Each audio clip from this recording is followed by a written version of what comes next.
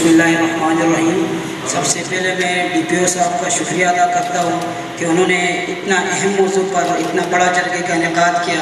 اس کے بعد D C صاحب کا شکریہ ادا کرتا ہوں، انہوں نے اپنے قیمتی وقت میں سے اس جرگے کو ٹائم دیا۔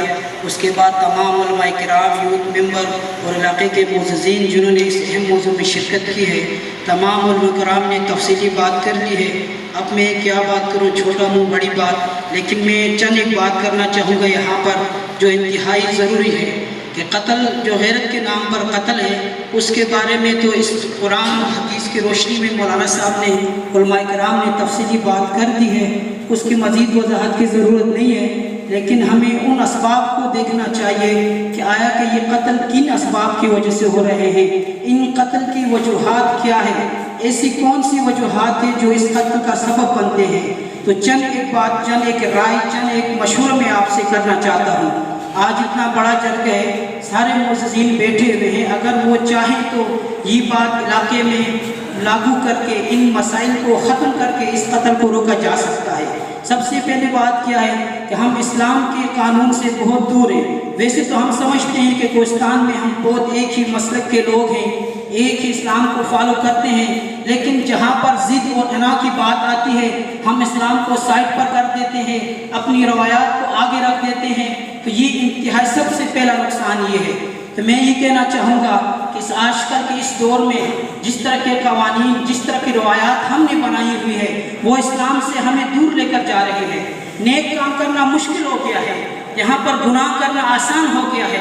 تو کیا ہے کہ سب سے پہلے میں کہتا ہوں کہ علماء کرام سٹیج پر اپنے جو ممبر سے نکاح کا ایک تحریک شروع کر دیں۔ جیسے ہی بچی بالغ ہو جاتی ہے، بچہ بالغ ہو جاتا ہے، اس کا نکاح کیا جائے، سنت کے طریقے کے مطابق ان کو باہمی رشتہ جوڑا جائے، اس سے رشتے بھی بن جاتے ہیں اور دوسرا وہ گناہ سے بھی دور ہو جاتا ہے۔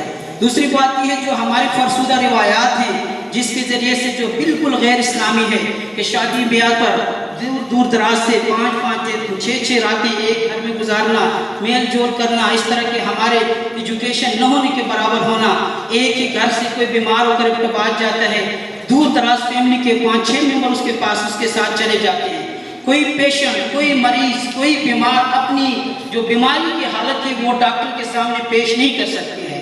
تو اس کی مین وجہ کیا ہے کہ اس کو ہم نے تعلیم نہیں دی ہے، اس کو ہم نے زبان نہیں سکھایا ہے۔ وہ اردو کے اندر، پشتو کے اندر، دیگر زبان کے اندر اپنا مسئلہ ڈاکٹر کو نہیں بتا سکتے ہیں، اور اس طرح کے ہمارے اس کے ساتھ اس کا جو خاوند ہے وہ اس کے ساتھ جانا مناسب نہیں سمجھتا ہے، وہ اس کو غیرت سمجھتا ہے۔ مولانا صاحب نے تفصیل کے ساتھ بات کر دی کہ آیا کہ ہم کیا محمد صلی اللہ علیہ وسلم سے زیادہ غیرتی ہیں، صحابہ کرام سے زیادہ غیرت رکھنے والے لوگ ہیں۔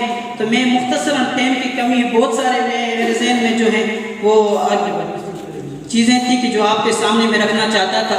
آخر میں صرف اس شعر کے ساتھ ختم کروں گا کہ بے عمل دل ہو تو جذبات سے کیا ہوتا ہے، بے عمل دل ہو تو جذبات سے کیا ہوتا ہے، دھرتی اگر بنجر ہو تو برسات سے کیا ہوتا ہے عمل لازمی تکمیل تمنا کے لیے، ہے عمل لازمی تکمیل تمنا کے لیے، ورنہ رنگین خیالات سے کیا ہوتا ہے۔